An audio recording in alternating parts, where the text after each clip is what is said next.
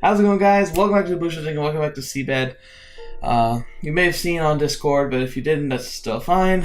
I'm feeling kind of sick. I've been, it's funny. I think the biggest indication for me on whether I'm getting sick or not is I suddenly have this insane drive to sleep all the time. And so it makes recording interesting because my sleep schedule starts to interfere with my recording. So yeah, if you want to know, it's currently 1 a.m. I already fell asleep this evening. Been asleep for like 4 hours. Woke up and was like, I think I'll record. Feel a little better, but I'm still feeling kind of sick, so I'm gonna be a little out of it. Just FYI, but I don't mind. And yeah, I'm probably gonna try and live stream Saturday because I've got a fun one planned. So I'm gonna just do it anyway.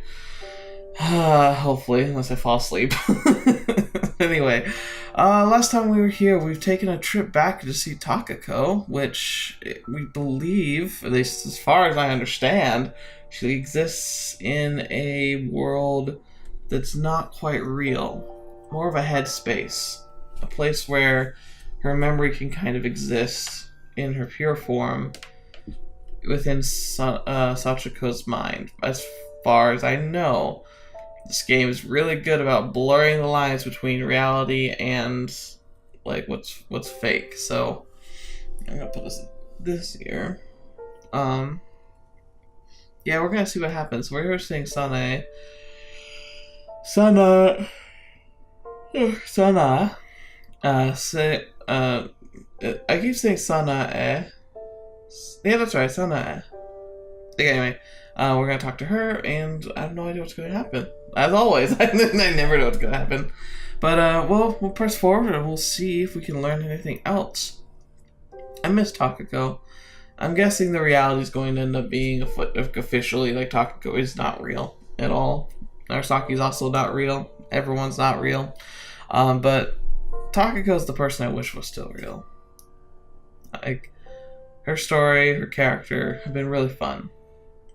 And I understand why Sachiko couldn't really let go of her. I don't know, it's weird. The characters in this game are so human. Like, creepily human. Like, I feel like they could be real people.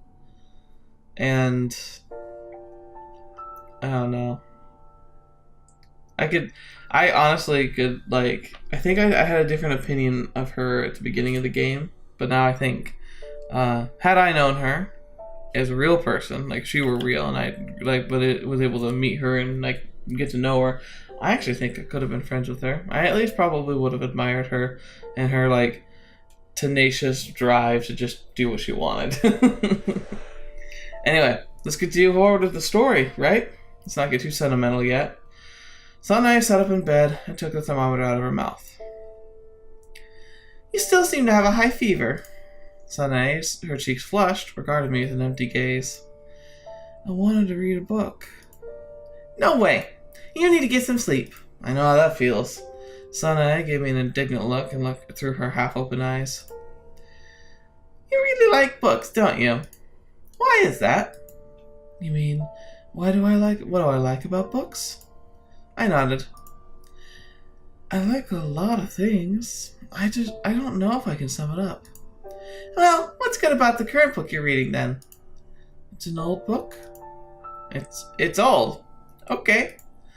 Which means it's full of things I didn't know, like descriptions of lands I'd never seen before. But I enjoy that kind of lack of knowledge, as my imagination always fills in all the blanks.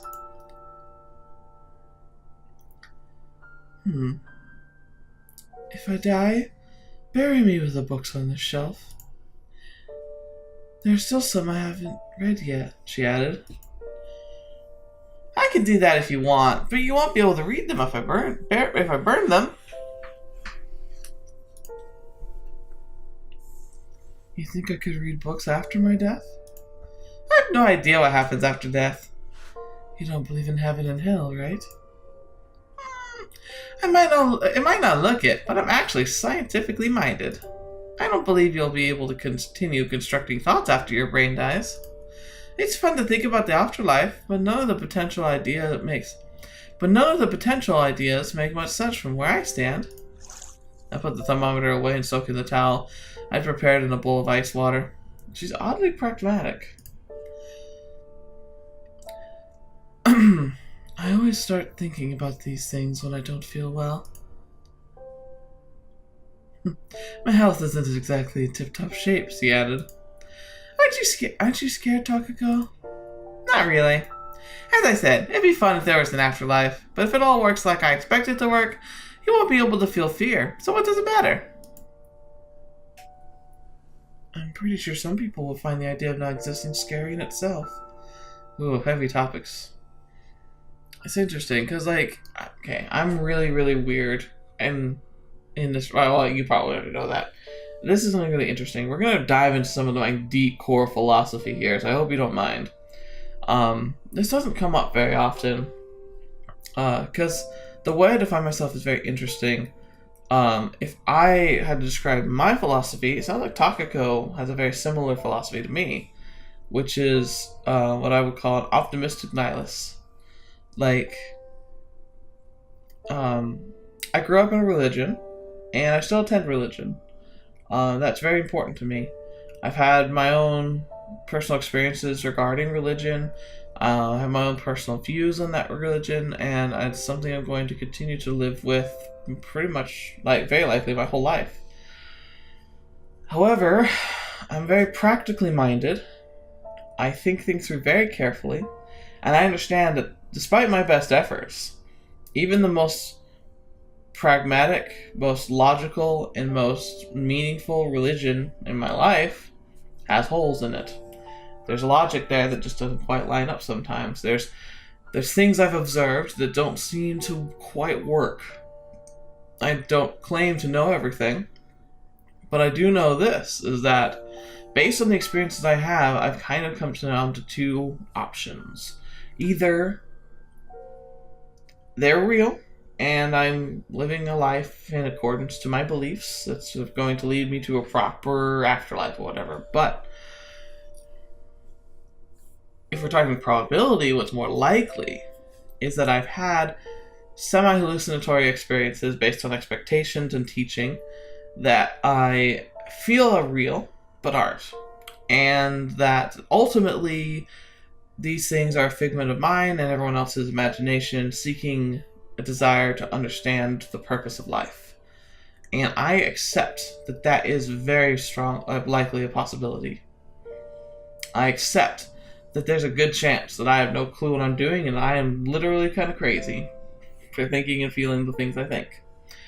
But I accept that because, kind of like Takako and Sanae are talking about, the idea of nothingness, that this world and all of us living in it are simply a product of the tenacity of life, is acceptable to me. And if I die, and everything goes black, and I never have another thought in this world again, I'm kind of okay with that. Not because I want to, not because I don't have hope. There's something more to this than just a physical existence of chance and happenstance. I have hope, and I believe that there's more to it than that. But if I'm wrong, I don't feel cheated.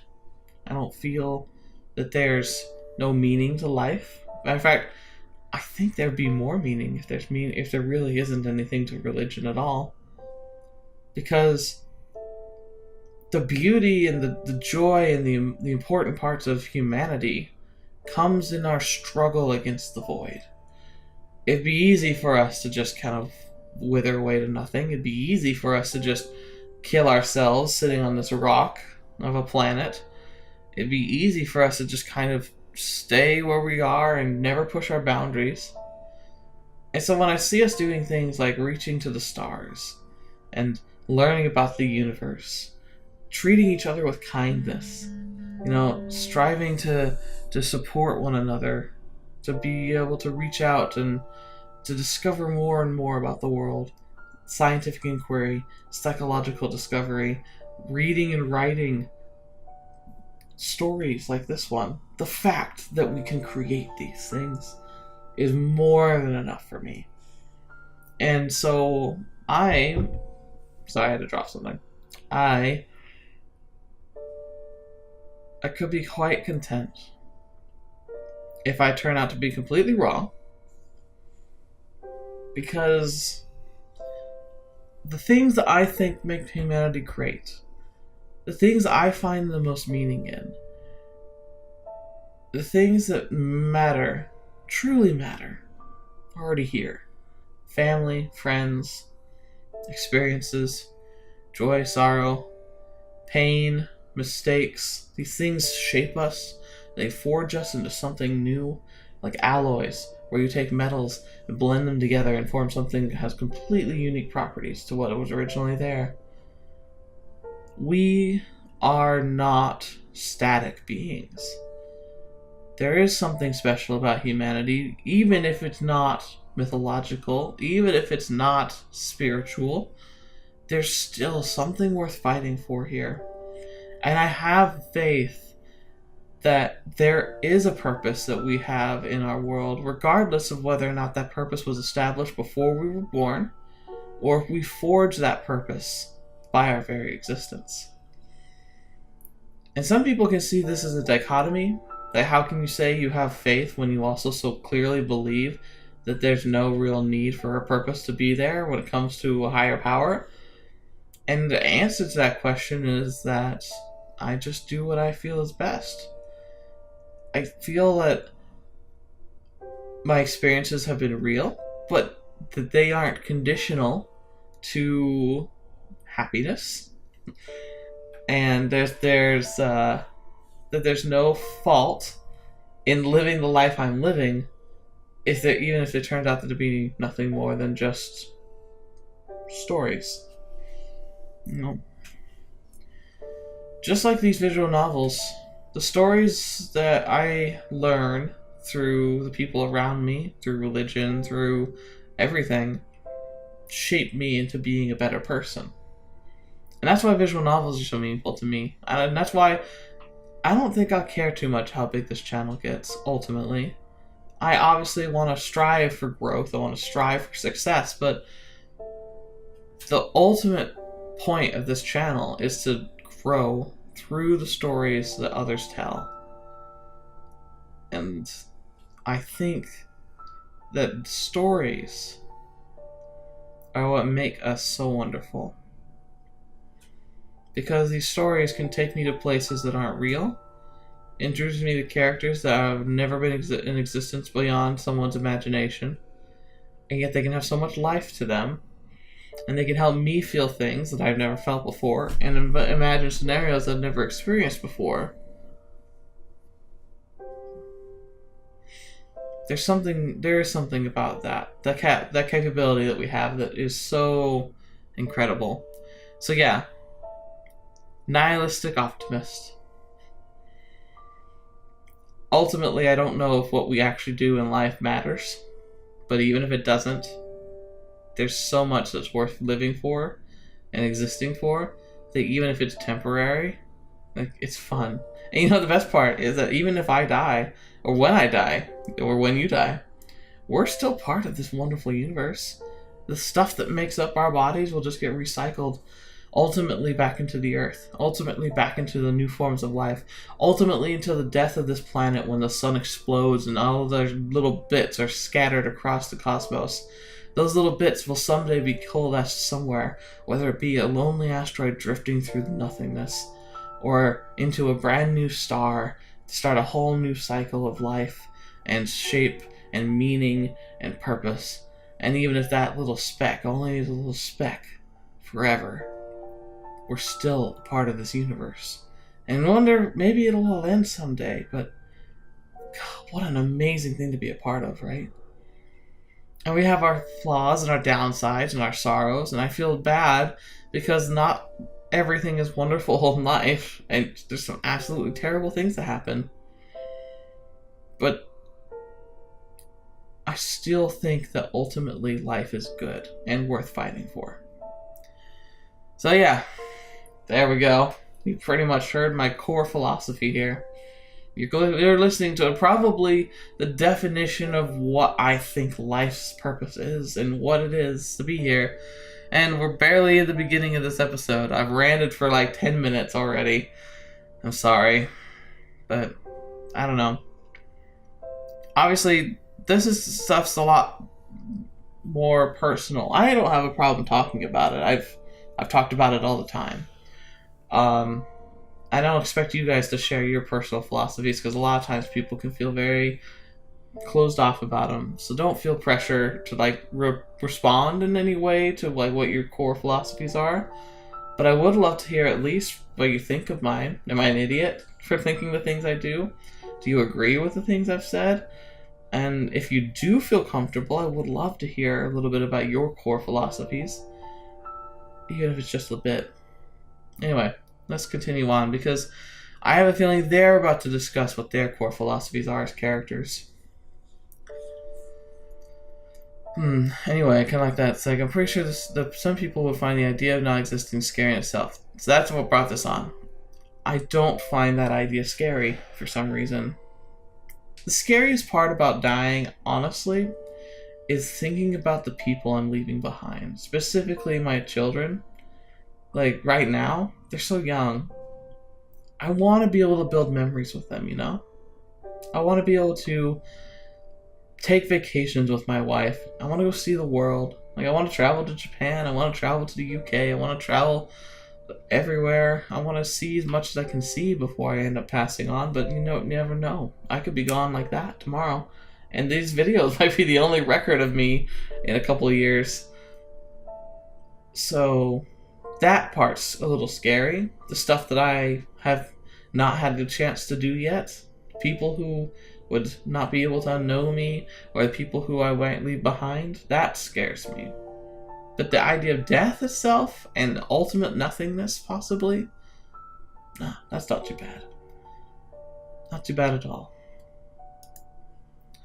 What's the point of doing your best in life if you're going to disappear anyway? Have you never thought of it like that? I think doing the best has its own merit. And also that I love the idea, honestly, there's no weirder motivation for me than wanting to leave something behind. I mean, it's cool if you can be famous and leave like a mark on history or whatever so people learn your name for like generations to come. But you don't have to do that. If I could just make one person's life better, and if I can help them have fond memories of me, then I've been a successful person. And I live on until, like, what is it, the saying, like, you don't truly die until there's no one left to remember you? I think it's true. I'd love to leave a memory in people's minds so they can last a little longer than my own lifespan. If I'm lucky, I'll be able to find that way. Well, you leave all sorts of things behind, I mean. Oh, wait. I think is this Takako? Yeah, I think so. Besides, the fact that I might disappear one day doesn't change the fact that I exist here and now. I took the towel out of the bowl and wrung it so as not to splash the water all over the room. One time, when we were gazing at the stars together, Takako said that their light was hundreds and hundreds of years old. In other words, hundreds of years will pass before we're seen from over there. Nothing that ever exists can disappear completely. I see. And I agree. You should sleep. I'm sure you'll feel fine by tomorrow. What time is it? It's around 9, I think. Oh, there's also the idea that you might become a ghost. That just might be the most fun option. If I turn into one tonight, I'll come to your room to relax. Don't forget to make some kind of signal so I know it's you. In that case, I'll pick up coins like that ghost in town. Alright, I'll make sure to leave some on the table. Guess I can rest easy then. Good night. Yeah, good night. I hope she doesn't actually die. That'd be kind of sad, but... I put the cold towel on Sanae's head as she finally lay down. Sanae let out a deep breath and slowly closed her eyes.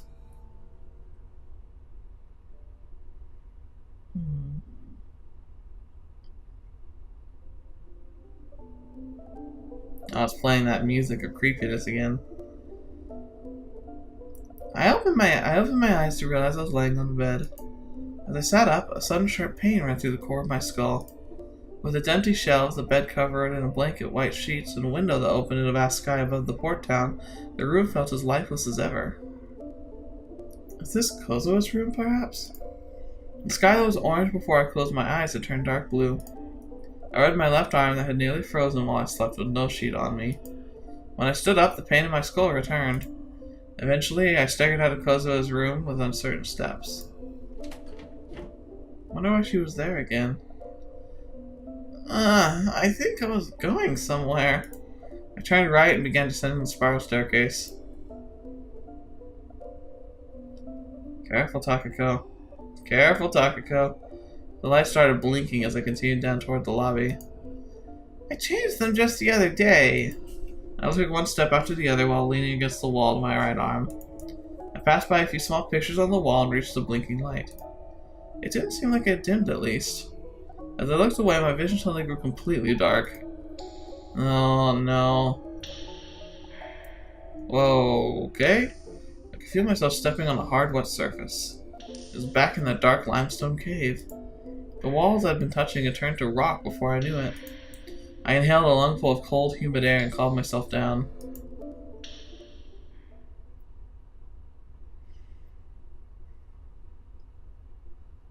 I slowly closed my eyes and opened them again.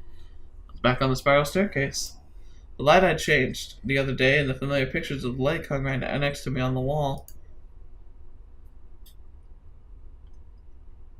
I leaned against the wall with my back and stared at the light for a few moments when I saw Mayuko descending the stairs above me. Huh? I caught her hand before she tumbled down the stairs.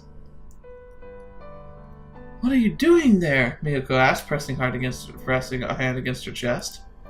I thought there was something wrong with the light over here, but it seems like it was just my imagination.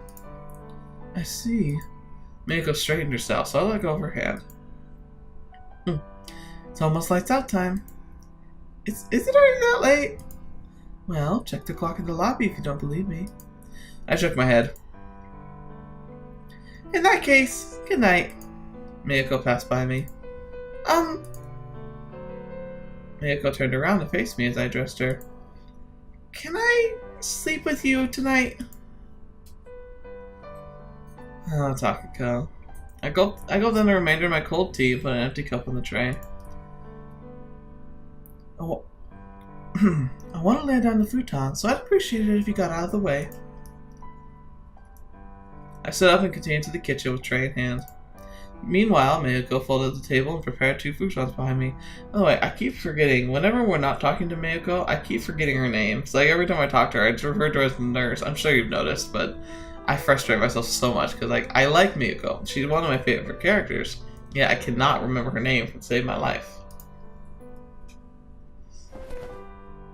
After I lay down on the freshly laid futon, Mayuko tossed a sheet on me. I'm turning off the lights. Okay. Sure you won't need to go to the toilet? How old do you think I am? I partially peek out from under the sheets to glare at her. Mayuko made a low chuckle. Just kidding. Anyway, I'm turning off the lights. Okay. The room momentarily turned orange and was swallowed by darkness as she pulled the cord. The night duty room's futons were kept in the closet, so they had different smell compared to my bed. My brain had irrevocably connected that smell to Mayuko now. I yawned and considered a cord dangling from the ceiling. It looked like it was swaying, but when I looked at it in the reflection of the relation to the ceiling, I understood that it wasn't the case. I had a lot on my mind, so I didn't feel sleepy at all.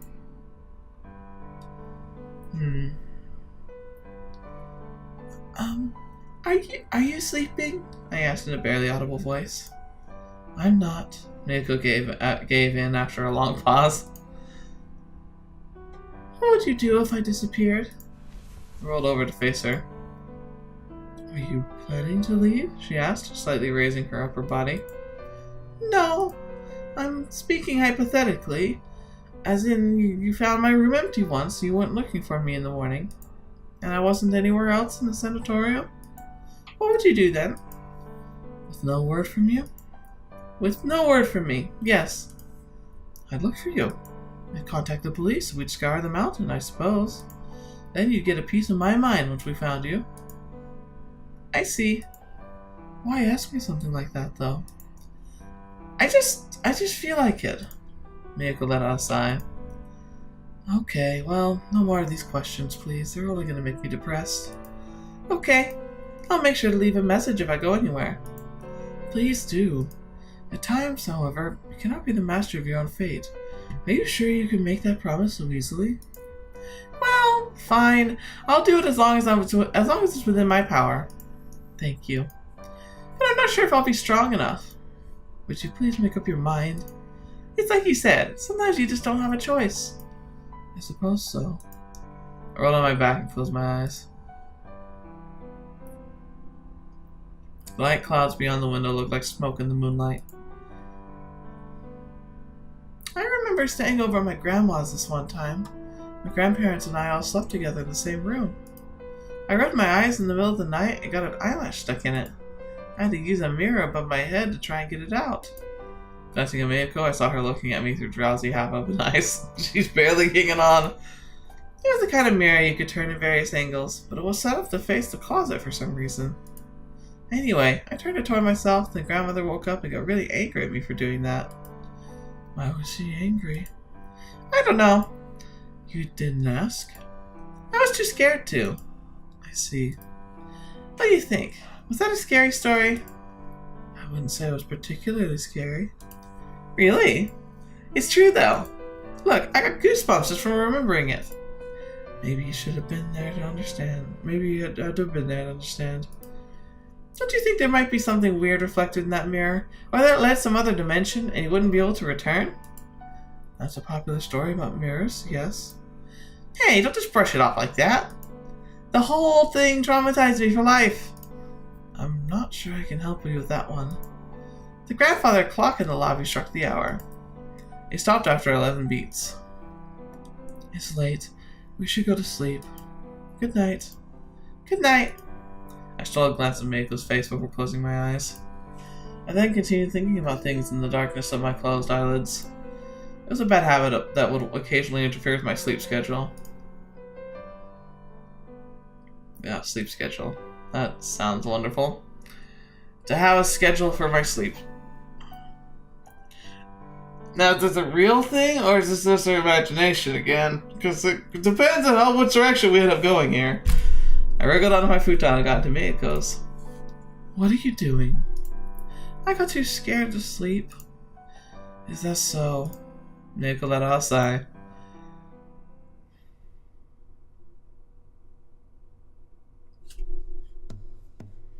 Alright, who is this? Tell Takako. Oh, this is back in the past again, looks like. Just look at it, Sachi. Don't you think it's great? I looked back over my shoulder while ascending the stairs. There's a small garden surrounded by 4 walls outside the window. It has some flower beds and a square hole in the middle that looked like a well. How do you even enter that? Sachiko asked. I think I can see doors on the wall. It looks quite tranquil. I like it.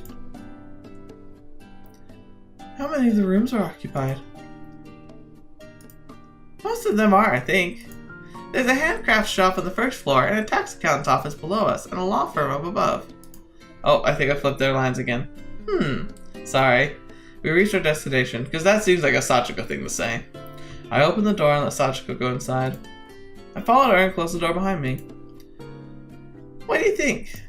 Sachiko carefully surveyed the room. We can put employee desks here, and you can have a private desk there by the window, since you're the boss and everything.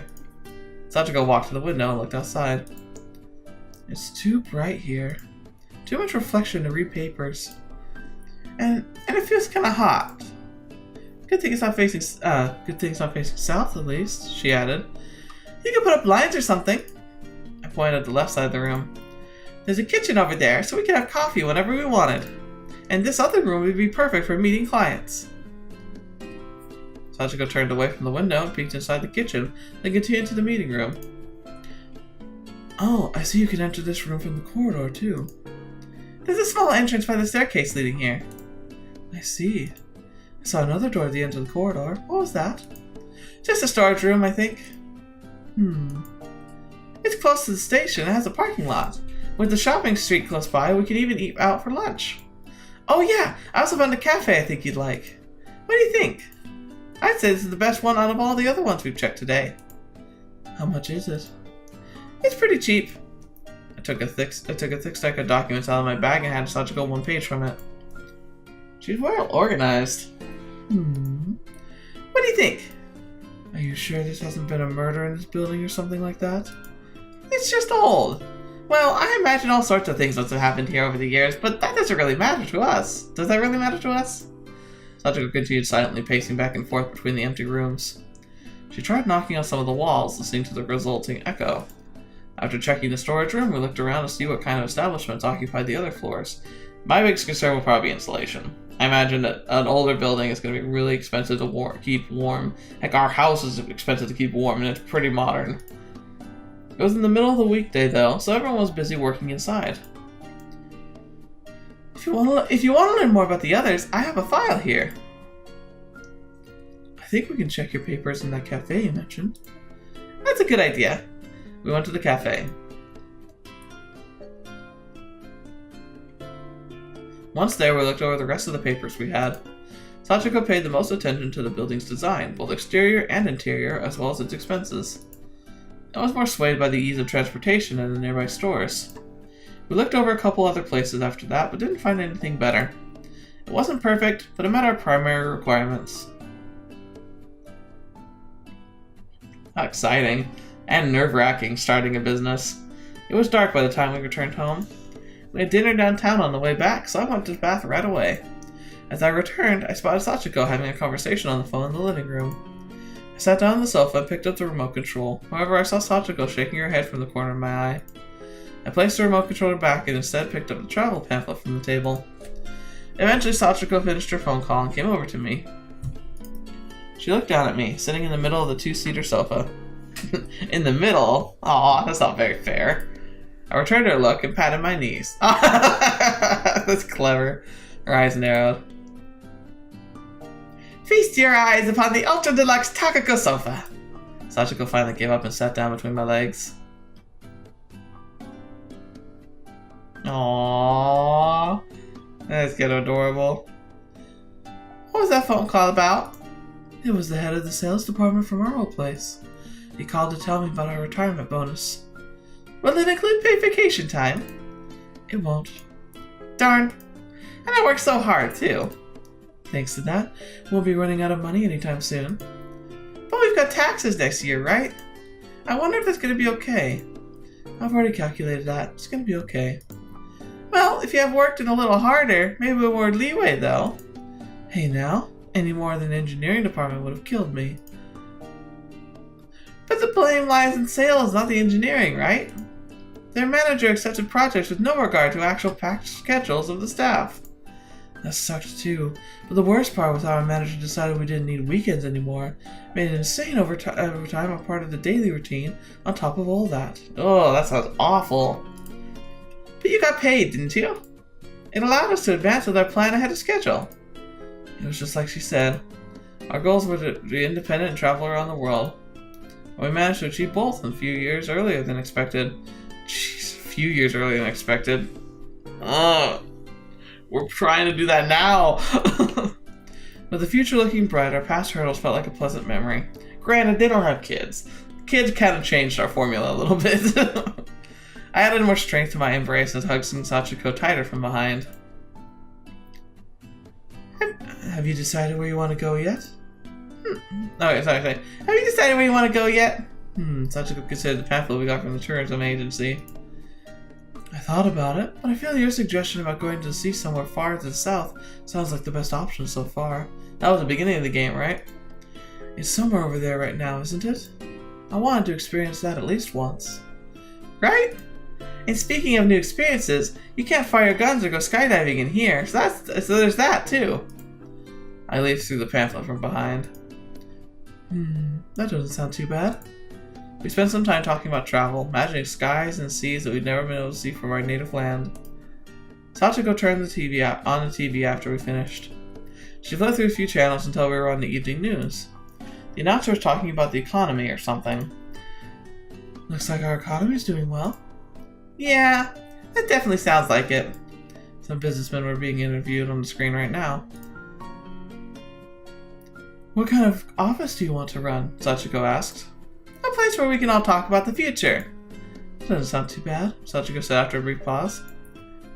Aww, they're so sweet. I realized it was a dream as soon as I opened my eyes. I glanced at the clock in the dimly lit room. It was 6 o'clock in the morning. Mayako was sleeping next to me in silence. I was thinking with my eyes closed before falling asleep, so I wasn't sure how long I'd been out for. Still felt kind of sleepy. It was too early to wake up. I closed my eyes again. The contents of my dreams naturally flashed through my mind's eye again. I realized what I had lost after finishing reading the diary. The past me never worried about things like this. I was able to deal with everything a lot better than I could now. I knew that Sachiko had my back even if I screwed up. I never felt like that big of a deal to me to leave my hometown, and it didn't bother me to give up my job. Similarly, I didn't worry too much about the feasibility of establishing our new office. I just drew what I wanted to, and Sachiko would color it for me. It was all so easy. A lot of things became easy when you share them with someone you trust. It's true. I thought a lot about Mayuko, who was now the other side of my eyelids. I had no words to express just how much happier my life would be if Sachiko hadn't vanished from it.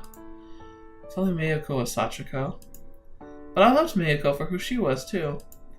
If I was her, I wouldn't want someone to love me because I looked like someone else. It was either Mayuko or Sachiko lying beside me, and there was no in between. I considered if I had any tools to confirm it. I couldn't find anything, no matter how many times I read through the notebook. All I had was that image of Sachiko in the dark cave. I felt like that place held all the answers. I had to go to that room one more time. Just the thought of it made my blood run cold. And I had no guarantees I'd be able to make it back this time. That's foreboding. Wonder if she's like what? So, because she's not real, right? Kind of like Narasaki. So like, it's not like she actually could come into the real world and be real again. That'd be crazy. Oh gosh, chapter 8. The sea in the old anchored ship.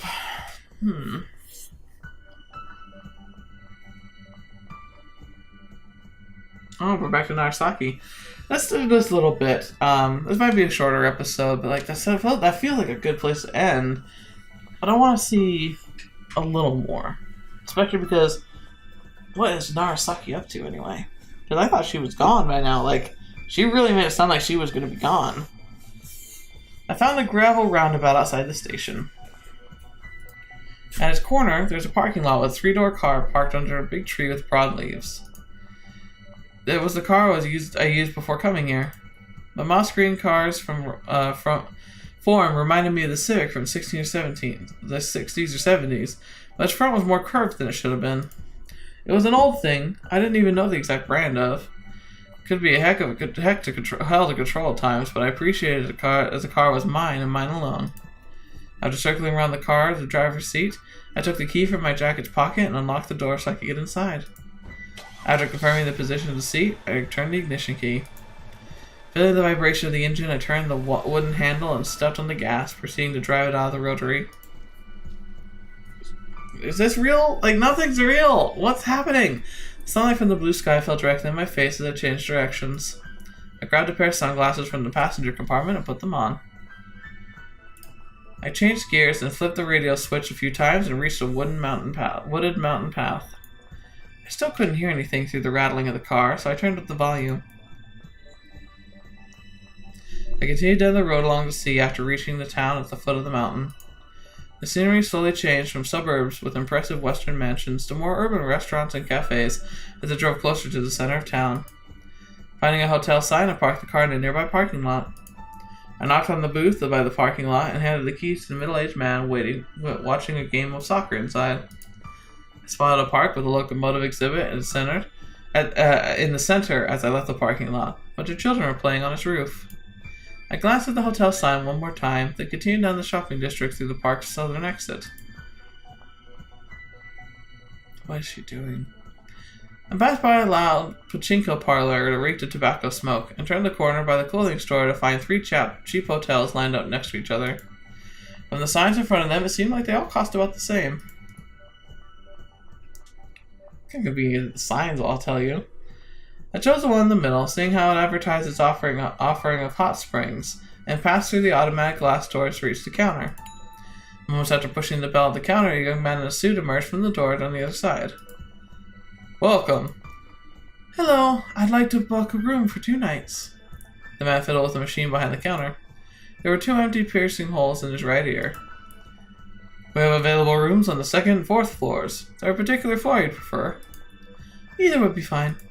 Understood. Wait, do you have a room facing the mountains? The man shifted his gaze to the machine again.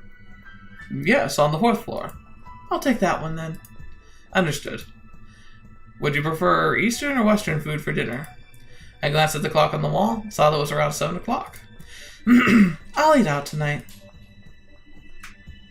Hearing sounds, I think the cat's playing outside, but I'm not sure.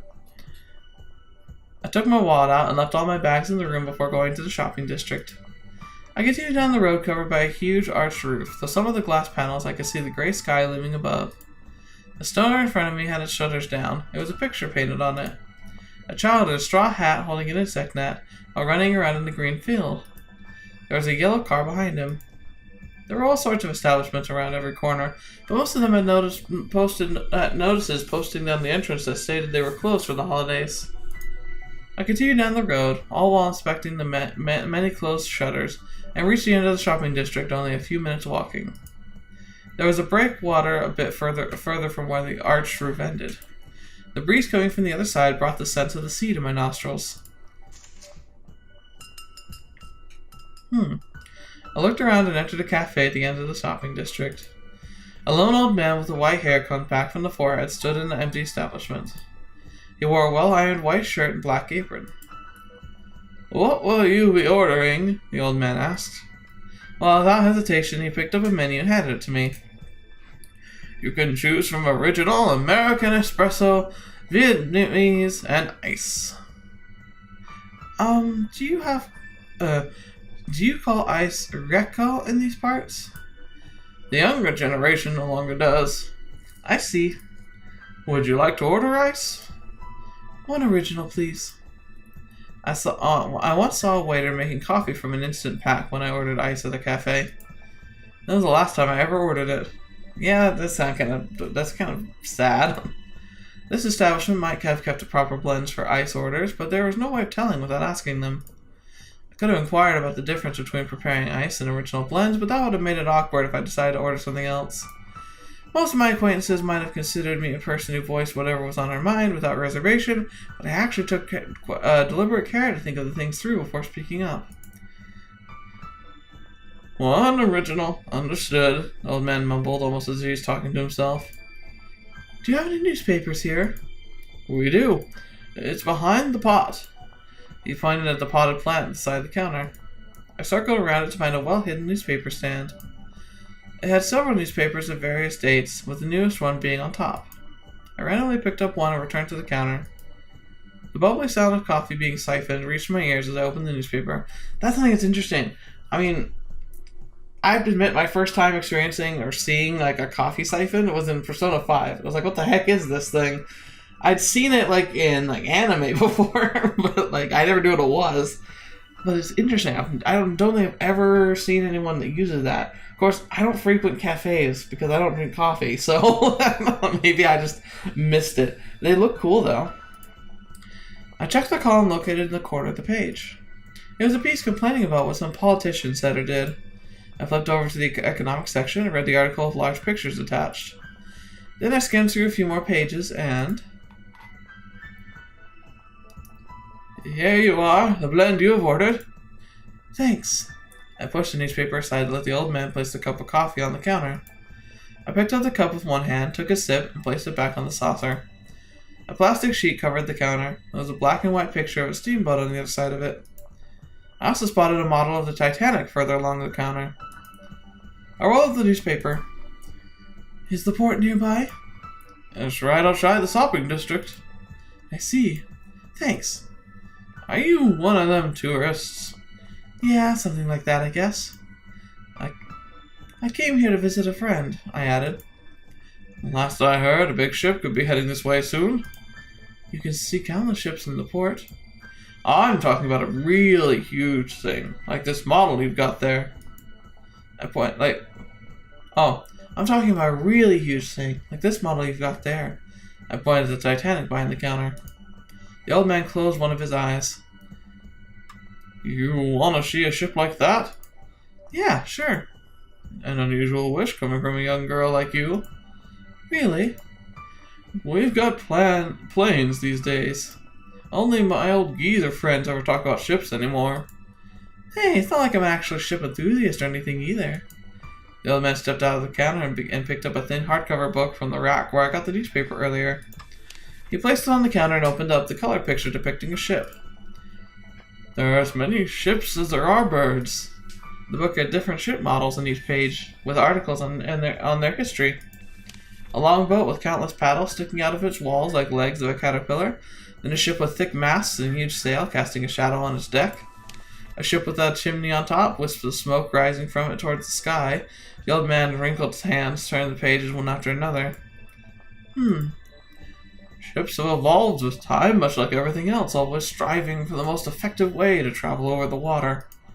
Paddling eventually evolved into sailing and wind power, which in turn paved the way for steam engines and eventually propellers. The model over there is a steamship, right? Yes. You don't see them much anymore. Really? Most of the passenger ships have diesel engines these days. Steamships went out of fashion over half a century ago. This 5-story floating hotel cruise is a diesel ship, for example. He pointed out one of the pictures in the book. It looks like a whole city floating on the water. We might not have castles in the sky just yet, but I guess we do have some on the water. Crossing the ocean on water became impractical with the development of jet engine and the oil crisis following the war. Most of the passenger ships these days are cruises, where being on a ship is the main attraction, rather than reaching a destination. They have restaurants, bars, even movie theaters on board. I think I saw one of those on TV. This one, with the chimney sticking out, is a steamship. Like Titanic? That's the most famous steamship, I suppose. It comes from a period right before the war, the very pinnacle of steamship history. Back in those days, they still made them with the intent of crossing the ocean. Is this one with wheels also a steamship? Pointed at the picture of a ship with huge, funny-looking wheels. It is a steamship. It sounds like it's one of those ferries. This one's called a paddle steamer, one of the earliest steamships. Perry's flagship, which came to Japan during the Perry expedition, was just like it. There are also some paddle steamers that have their turbines in the back, like this one. He flipped this page. So ships with sails went out of fashion even before those. They served as the primary means of transportation until the 19th century, when steamships were invented in Europe. He went on a few pages back. As you can see, they utilize wind to propel themselves forward. They've been in use throughout the entirety of the age of exploration, and have evolved in many ways in their own right. If you look carefully, you can notice that the position and shape of the sails are different depending on the period, and sometimes even the country in question. He showed me a page with lots of ship pictures on a world map. Is this the Santa Maria? You could say that, in a way. It's a sailboat with 3 masts, which is the same model as the Santa Maria that Columbus used to cross the Atlantic Ocean. I gave the steamship model behind the counter another look. A lot about boats. After finishing my light meal, I took out some change from my pocket out of the jacket I had hanging on the back seat of my chair. Thank you. It was my pleasure. Are you going to the port now? I don't know. I guess I'll think about it after I see how cold it is outside. I answered while sitting my hands into the sleeves of my jacket. Thanks for all the information, by the way. I had fun. I should be the one thanking you. I don't give any opportunities to talk to young women in this place at my age. Don't hesitate to pay our establishment another visit if you feel like it. I'll think about it. With that, I left the place and stepped into the poorly lit shopping district. There were even more closed shutters now compared to when I entered the cafe. I thought about visiting the port, but changed my mind and went straight to the hotel instead. Weird. What is happening? She's gonna take a boat somewhere, maybe? Hmm.